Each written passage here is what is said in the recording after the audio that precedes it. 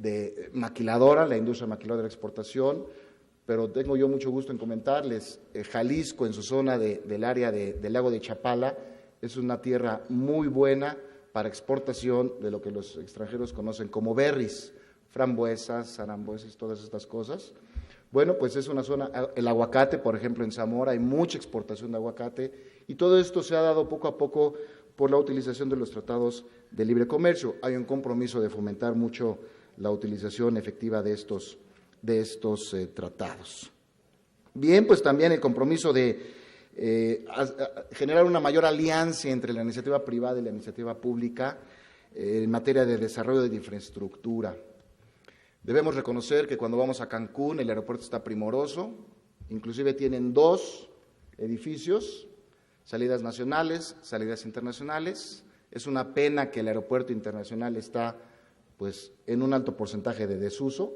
Ahí está la infraestructura muy bonita, casi no se usa, y cuando vamos a Huatulco es muy bonito que nos reciba un aeropuerto pequeño, típico de la ciudad, pero pues que no le da la infraestructura que requiere. El techo de palma, muy bonito, sin embargo, pues si Huatulco tuviera instalaciones que inviten a los turistas, sería otro mundo Huatulco. Entiendo que hoy en día hay un solo vuelo, una línea aérea que vuela para allá, y entonces eso no nos da ese desarrollo económico que requerimos y siempre estamos insistiendo en la misma canasta. Cancún se desarrolló, vámonos todos a Cancún. Cabo se está desarrollando, vámonos todos a Cabos. Se oye Loreto, pues vamos a ver cómo llegamos a Loreto.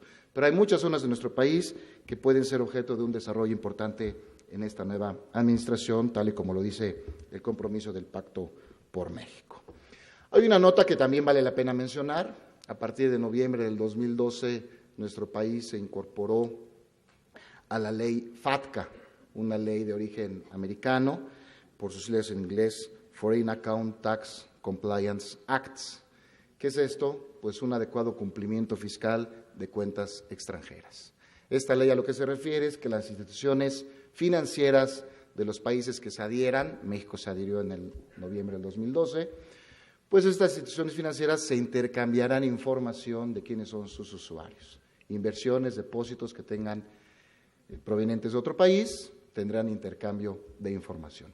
México está comprometido a que durante 2013 se haga de esta información y a partir del 2014 intercambie la información con Estados Unidos, con las instituciones financieras de Estados Unidos, pues para identificar quiénes son los depositantes, pero más allá, de dónde provienen los recursos. Eso es lo importante, lo positivo. En México, bueno, pues tenemos, como ustedes saben, el secreto bancario, tenemos la Ley Federal de Protección de Datos en posesión de particulares, datos personales en posesión de particulares, que, bueno, pueden generarle alguna limitante a este intercambio de información. No obstante, es un hecho que la Secretaría de Hacienda y Crédito Público, bueno, pues tiene facultades para hacerse de información a manera de fiscalización. Entonces, es un tema que tengamos en mente, que es importante que tengamos en mente. Así, pues podemos analizar que se requieren reformas fiscales muy puntuales. Veamos en materia del IVA, tener un IVA generalizado y un IVA que verdaderamente fomente la exportación. Señores, el turismo cuando proviene del extranjero, me queda muy claro que es una exportación de servicio turístico. Tan es así que en el tema de maquiladoras lo contempla claramente la ley. Cuando un servicio de maquila lo recibe un extranjero, se considera exportación de servicios sujeto a tasa cero. ¿Por qué no el turismo cuando los extranjeros nos visiten acá en nuestros paraísos? Está en la ley la posibilidad de considerar tasa cero para los turistas extranjeros. Esto lo determina el Congreso. Sin embargo, la Secretaría de Hacienda y Crédito Público pues analiza los requisitos que se deben cumplir para aplicar tasa cero a los turistas extranjeros. Créanme que yo no conozco ni un hotel que aplique tasa cero a los extranjeros. Se requiere copia fotostática del pasaporte del turista, se requiere que el pago se haga en el extranjero, se requiere que nada más sea el hotel.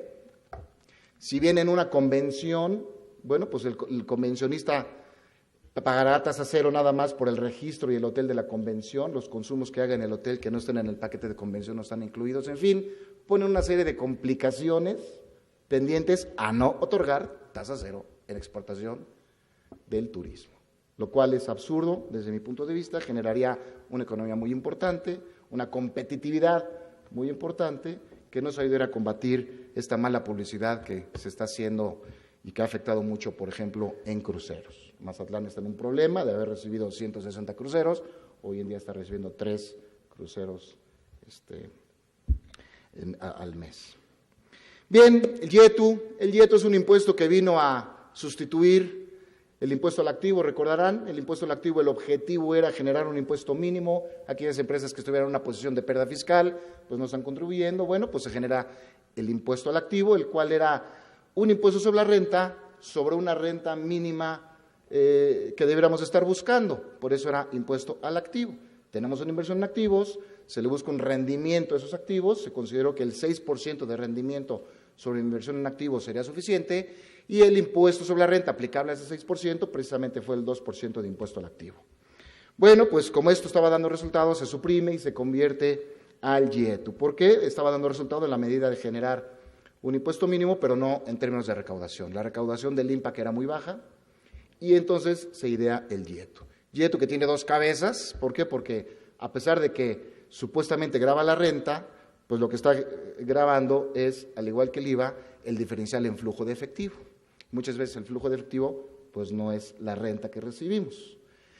Hay empresas que si bien vienen pagan impuesto a la renta, por alguna operación específica les detona un impuesto, un YETU muy alto, impuesto empresarial a tasa única muy alto, y entonces ha frenado en mucho el cumplimiento fiscal. Sí se requiere un impuesto alternativo, un impuesto mínimo, pero no el YETU. Ahora, si bien la idea es gravar entonces la utilidad en caja que tienen las empresas y no la utilidad devengada, pues entonces reformemos la ley del impuesto sobre la renta para que vaya en esos términos, y no hagamos un monstruo para que tengamos que comparar al final del año los dos y a ver qué suerte tienes para pagar alguno de los dos. En materia del impuesto sobre la renta, respetar los estímulos fiscales.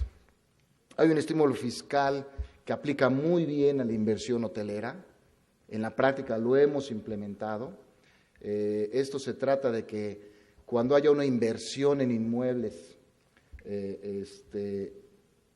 y éstas se aporten en forma permanente en una empresa, bueno, pues el traspaso de esta inversión nueva no generará impuestos sobre la renta, en tanto este inmueble pues no se venda o las acciones de esta empresa no se vendan. Entonces, en muchas ocasiones tenemos un inmobiliario, desarrollador, que le vende el inmueble al operador y esa venta del inmueble, llámese terreno o edificio, pues no causa impuestos sobre la renta. Imagínense un terreno que viene desde los 50, que heredamos del bisabuelo, que ahorita lo querramos vender, ¿cuál es su costo fiscal? Prácticamente vamos a pagar impuestos sobre la renta sobre el precio de venta, es altísimo. ¿Eso a qué nos llevó? Pues a que en muchas ocasiones se hagan estos traspasos y no se formalicen, que los notarios no reciban actas en donde se hagan las transferencias de los inmuebles. ¿Por qué? Porque detonaría un impuesto sobre la renta muy alto. Este estímulo del artículo 224A de la Ley de Impuesto sobre la Renta, precisamente lo que permite es transfiere el bien, y si me lo dejas operando en el país, pues entonces no causas el impuesto sobre la renta. ¿Esto cómo lo controlo? Si el inmueble sale de la empresa, o si tú vendes las acciones de la empresa que recibiste por haber aportado ese inmueble, no pagas el impuesto. Bueno, pues todo va muy bien, sin embargo viene el YETU. El YETU, de alguna manera, mediante regulaciones por parte de la Secretaría de Hacienda y Crédito Público, pues prácticamente deja fuera este estímulo fiscal. Porque dice, bueno, si bien te vas a ahorrar el impuesto sobre la renta, pues sí me vas a pagar el YETU. Y entonces se considera que la aportación del inmueble a la sociedad operadora genera YETU. Entonces ya vamos a tener que pagar el 17.5% del valor del bien. Señores, pues esto desalienta mucho la inversión. Se utilizó en forma muy efectiva en materia hotelera. Hoy por hoy, si una empresa lleva a cabo este estímulo fiscal, su auditor externo tiene que reportarle a Hacienda si está tomando el estímulo fiscal también para YETU. Entonces, si queremos un dictamen limpio de estados financieros, lo que necesitamos es pagar el 17.5% del valor del inmueble. Esto rompe el estímulo fiscal. Son de las cosas que deben de cambiar en nuestra legislación. Bueno, pues también tener una recaudación efectiva en los estados y municipios. Nos traemos un verdadero circo, por ejemplo, con el predial.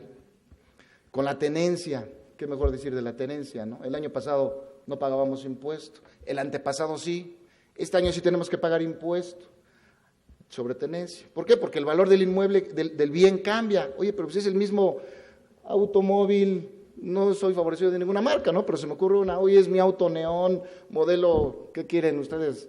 2008, ¿verdad? No sé si había 2008 neón, pero bueno.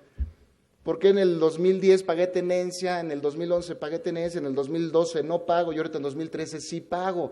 Cuando yo lo venda, el que me lo compra, ¿qué va a decir? Oye, pues omitiste la tenencia del 2012. No, mira, tengo que traerte la ley para demostrarte que no causé. Es absurdo este circo, ¿no? Peor tantito, es diferente la reglamentación por un error administrativo en el DF y en el Estado de México. Pues ahí tienen gente cambiando de placas a los carros, ¿no? Ya ni hablo del no circula, porque entonces sí ya me ahorco, ¿verdad?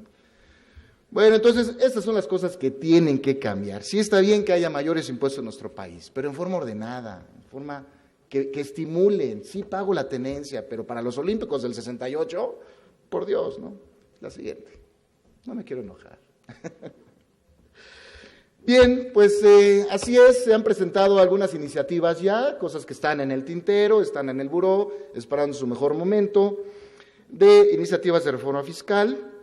Se creó un grupo de los 6, se le llama, el Instituto Mexicano de Contadores Públicos, el IMEF, Barra Mexicana de Abogados, en fin, Academia de Estudios Fiscales, hubo un grupo de los 6 que hicieron propuestas de reforma y esto está en el tintero. ¿A qué nos lleva? Bueno, al final del día se hizo un resumen y sí nos lleva a incrementar la tasa de impuesto sobre la renta al 35% para personas físicas. Esto es iniciativas, no se ha ni aprobado ni pasado al Congreso ni nada, son iniciativas. Pero va por ahí subir tasa de impuesto sobre la renta a las personas físicas. Si recibimos dividendos, la empresa sigue pagando el 30%, pero entonces la persona física pagaría un 5% adicional. Regresar al esquema de deducir las compras. ¿Por qué? Porque esa es una mejor manera de actualizar nuestro costo. Si yo deduzco la compra hasta que lo vendo, pues hay tipos de productos que rebasan de un año a otro la deducción. Si deducimos la compra desde el inicio, desde que efectuamos la misma, bueno, pues hay cierto estímulo fiscal y además se toma el valor real de la compra y no ya diferido. También en términos de atacar o de invitar a la economía informal a que se suma a esta preocupación, bueno, pues genera un régimen sencillo de una tasa baja sobre ingresos brutos. Ten tu máquina, ¿se acuerdan de aquella máquina registradora que quedó mucho en el tintero? Oye, pues te voy por tus ingresos, 5% y vámonos. Recibes tarjetas de crédito, pues sobre esa me voy, todo tu cobranza en tarjetas de crédito al 5% y vamos, ¿no? Y no andar mandando que por mail, que si sí me llegó la comprobante, que si a los 3 días no lo sacaste de la base de datos ya te quedas sin comprobante y no volvemos a ir a esa taquería. ¿Por qué? Porque no nos dio comprobante fiscal electrónico, ¿no? Bueno. Está muy fuerte el tema, precisamente en esto de eliminar los privilegios fiscales, hay una gran queja, yo no sé hasta dónde tenga razón, pero de suprimir el régimen de conciliación fiscal. Régimen de conciliación fiscal que se creó precisamente para que los grupos de empresa pagaran como un solo contribuyente el impuesto que causaba todo el grupo. Esto con el afán, obviamente, de generar reinversiones. Sí, es cierto que hubo ciertos abusos de este régimen de conciliación fiscal, las disposiciones no son claras, ello pues creó lagunas que hubo quien se aprovechó. Total, hace unos años se oía de su desaparición, a lo que se llevó es que, bueno, te permito no pagar el impuesto pero durante 5 años, difiérelo nada más 5 años. Si tú lo ahorras ahorita, dentro de 5 años vienes y me lo pagas. No está satisfecha la oposición quiere que se elimine el régimen de conciliación fiscal.